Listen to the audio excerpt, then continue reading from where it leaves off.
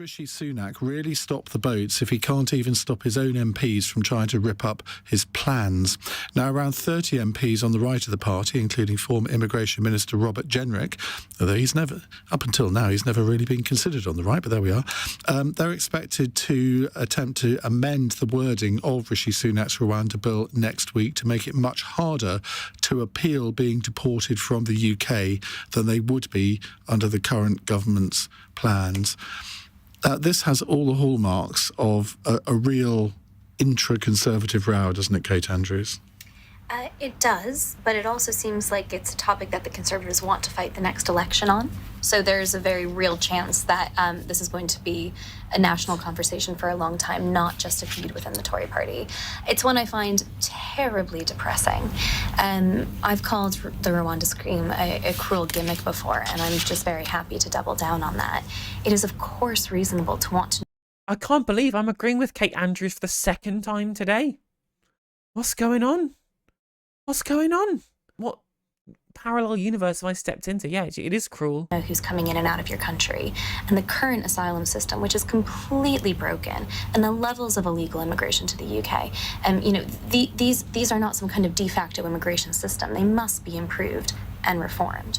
But the idea that you're going to send a couple hundred people, costing the taxpayers thousands and thousands of pounds per person, to Rwanda because they've arrived in your country illegally, and for people listening, not watching the live stream, I'm using the air quotes there, is absolutely preposterous, not least because unless you're from a few specific countries, it's not possible to claim asylum before you get to the UK. There is no legal pathway for you to claim asylum. You have to arrive here illegally, based on any other definition, and then claim asylum. This has become a sticking point that the Tories think if they can get it right, and I use right in multiple contexts there, they might actually manage to win the election. But ultimately what people want is a functioning system.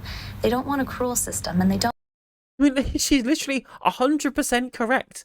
No notes at all. Kate is literally true. Everything she's saying, 100% correct. I don't want one that is not really designed to improve immigration to the UK. She's being based Andrews.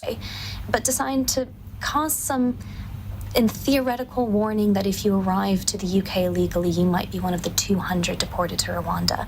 I don't believe that this is going to have the deterrent effect that the Tories think it is going to. I don't believe it's going to work. And by the way, the Rwandan government isn't sure that some of these amendments are going to work. Yeah, that's it. That's what Rishi Sunak and his cronies in the Conservative Party are. They're too right-wing for Kate Andrews and Paul Kagame, and I will let chat decide who is worse.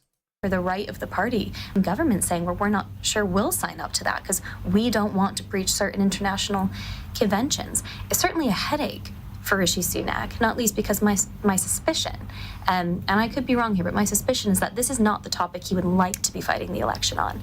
I think he's a much more open-minded kind of guy, actually, and yet we find ourselves here. Tina.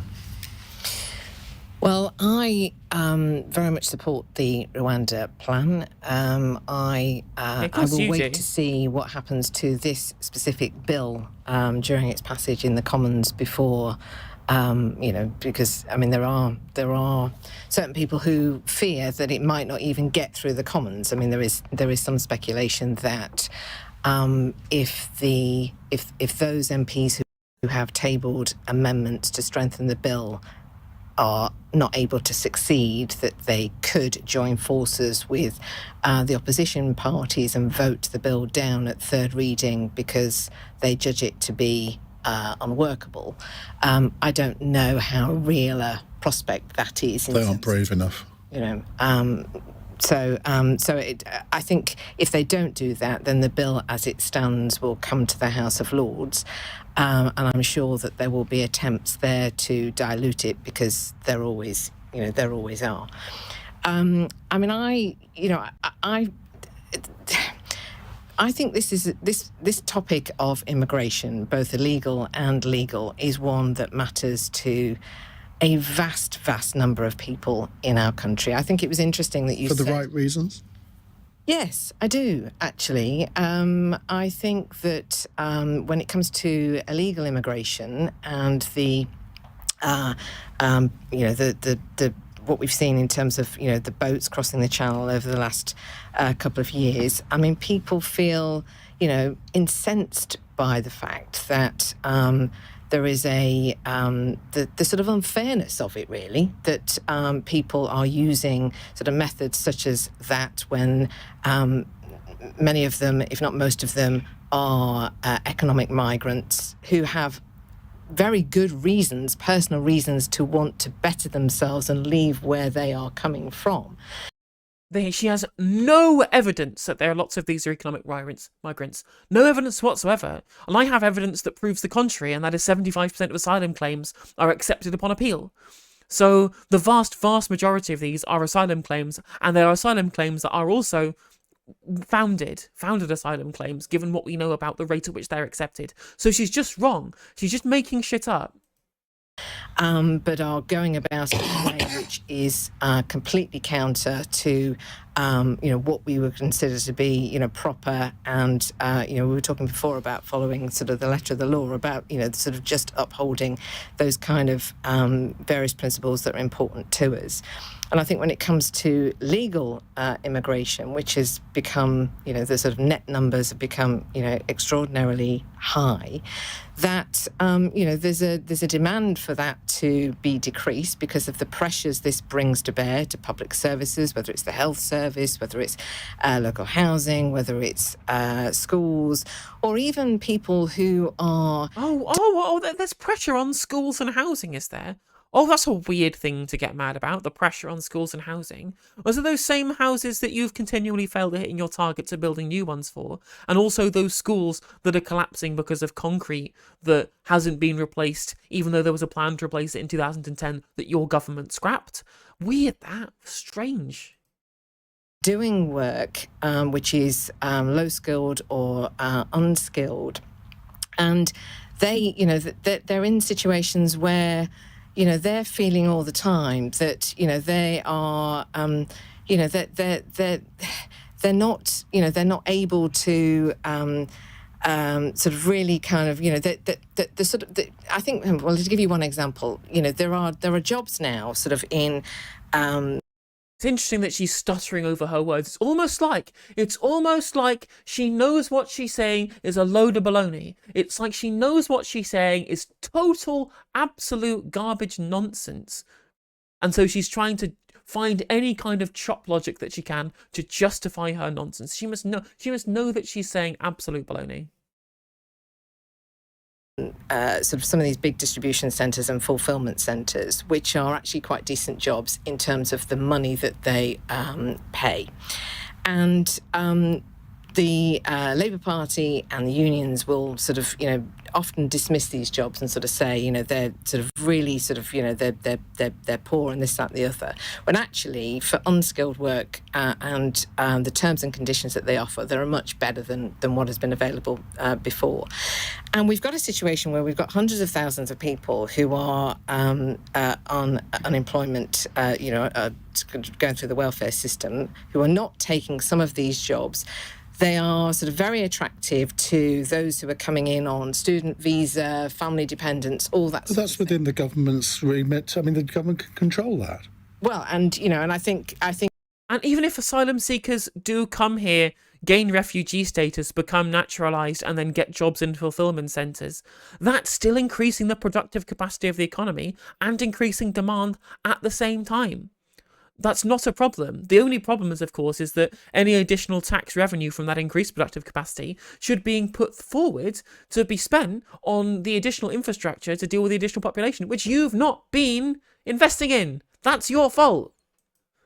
I think and that's why, I think this is an important issue that, the sort of the legal immigration... But surely, I mean, the Rwanda scheme is a classic example of the something must be done ethos, isn't it? Sort of, it'll sound good. We're going to deport people to Rwanda. That'll put a lot of people off coming to the country. There's no evidence that it would at all. As Kate says, it's costing hundreds of millions of pounds, and yet you think it's a good idea. But the deterrent approach is one which is now being considered and adopted by other European countries. This is not something... It's not a deterrent, is it? If you're only spending 200 or 300 people a year to Rwanda, how is that a deterrent? But the point is, and this has been, you say there's no evidence. Like, she's sitting here being absolutely destroyed on her Rwanda nonsense, right? Her completely indefensible Rwanda nonsense by Ian Dale and Kate Andrews.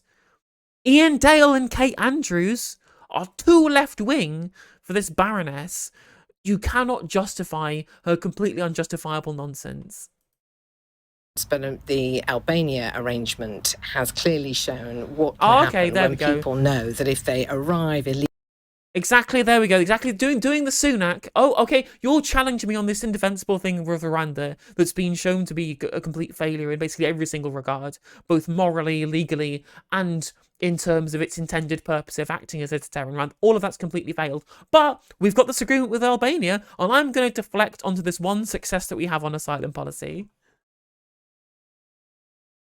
Legally, they will be sent back straight away, or in this context. Those numbers were dropping substantially before a deal was struck. And when we look at the percentages, given the fact that we're not actually talking about the largest number of people, I think the government has overstated exactly what that's going to do. I mean, if you are a refugee and you are fighting for your life and you're fighting for the life of your children, and you think by the time you get to the UK, 200 people a year are going to be deported to Rwanda, that is the least of your worries, right? Well, that is 200 out of 40,000. Right. You're gonna take your risk, aren't you? You're gonna take the chance. And again, this is not an ideal system. My gosh, like everyone wants every single boat to stop. It's dangerous for people to be crossing, but this is not an alternative to a functional system. Okay, right. We're going to get answers from Zack and Dorothy in just a moment. It's 8 Zack. Now, reasonably briefly, if you can. Well, they're not his plans, are they? We've been told that when they came up with them, he thought that they were pretty rubbish. If the Tories really want to lose the next election, they will highlight this Rwanda scheme a lot.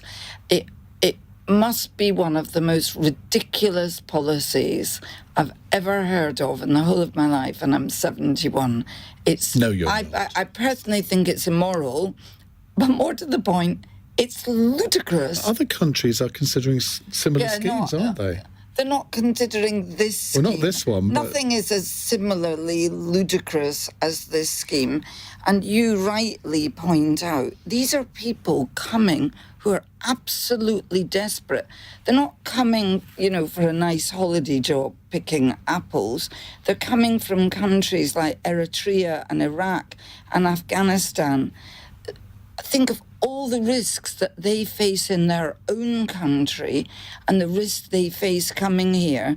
The idea that they're going to be put off because possibly 200 people will go to Rwanda, it's just fatuous. And the British people know it's fatuous, and to me it symbolises the fact the Tories seem to have run out of ideas. Zack. Where is the humanity? Where is the compassion? This is the most depressing debate, and we've just heard it now. This is the definition of punching down. Someone in the House of Lords in a powerful position, choosing some of the most vulnerable yet resilient people in the world to pick on. The idea that these people are to blame for lack of housing, lack of GP appointments, bad transport, no. That is a result of 14 years of Conservative austerity. And to hear Keir Starmer today doing a Nigel Farage tribute act in the House of Commons, saying to Rishi Sunak that he's lost control of the borders. Where is the opposition? Well, it was worse than that, wasn't it? He actually said to him at one stage, the Prime Minister doesn't understand Britain, which a lot of people are saying was a bit of a dog whistle. And it's all the despair, but actually these are hopeful stories. We should be the country that are saying, if we've got people wanting to come here and migrate here, that's because we're a country that people want to live in. And ultimately, we need those positive, hopeful stories about how migration has benefited this country in the past and how we can... Actually, Zack, I've got a better idea. How about we ruin the country by continuing the Conservatives' austerity policies, blue or red version, I don't mind, and we make the country so awful that nobody wants to come here anymore. That seems to be the plan from the duopoly. can continue to build. build. But we can't allow everyone that wants to come here to come here. I mean, we can say, well, it's great that they want to come here. We should be proud of that. You're absolutely right. But in the end, every country has to have an immigration system and to be able to control its borders. So I think there's two things there. First of all, on so-called illegal immigration, we need safe borders, safe legal routes. That's a very obvious way to resolve this and to stop the boats. But also even on legal migration, you know, we have mass vacancies in the NHS.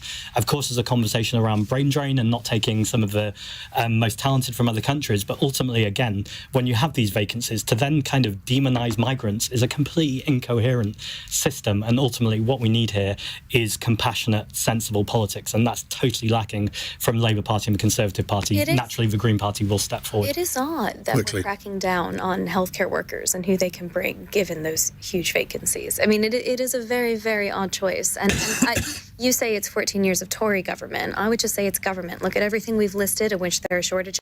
I mean, it's 45 years of neoliberalism that you literally support, Kate Andrews. Continual squashing of public sector pay is the kind of penny-pinching, monetarist garbage that you advocate for as part of The Spectator and the Institute of Economic Affairs. Like, you are part of that. You are part of the problem of this continual drop in employment in places like the NHS and supply-side labour market reforms that have been driving down wages as well. That's your ideology. That's your policies. I mean, to be fair, Zack could have extended these things further, but you know, the Tory austerity, to be fair, is the biggest problem. The lack of investment in infrastructure, the lack of investment in housing, all of the lack of actual public spending on public resources that are necessary to be able to deal with an increase in population, that is a Conservative problem. That's a public spending problem. Where are the schools? Where are the hospitals? Where are all the new trains? Where are all the new houses? They aren't there. They aren't there at all. When more people arrive, it's things that the state runs. It's healthcare, it's education. It's not things delivered by the private sector. I would say it's the state have run. We're going to move on because we need to fit in two more questions. Gemma in Bristol. I mean, Zack definitely cleaned up there. I was very, very glad that Zack cleaned up on that one by, again, attacking the horrendous policy coming from the Conservative government and then attacking Labour's continual acceptance of the Conservative narrative and their failure to be able to push back on this. So absolutely dynamite from Zack. Really enjoyed that 100%, because he is right. You're absolutely right. We need more positive stories and we need to be more welcoming. And of course, the one way of stopping the boats, as he has pointed out, is the opening of safe and legal routes. 100%. Hey there, if you enjoyed the video, make sure that you like and leave a comment. That helps the video out in the algorithm. If you subscribe and ring the bell, it'll let you know when I go live. I stream every day on YouTube and Twitch. You can also follow all of my socials down in the description. And if you want to support me in a more financial manner, there's a join button for membership. It's just 99p to be a member on YouTube, as well as a Patreon, and there's some merch there as well. And hopefully I'll catch you on the next video. Take care.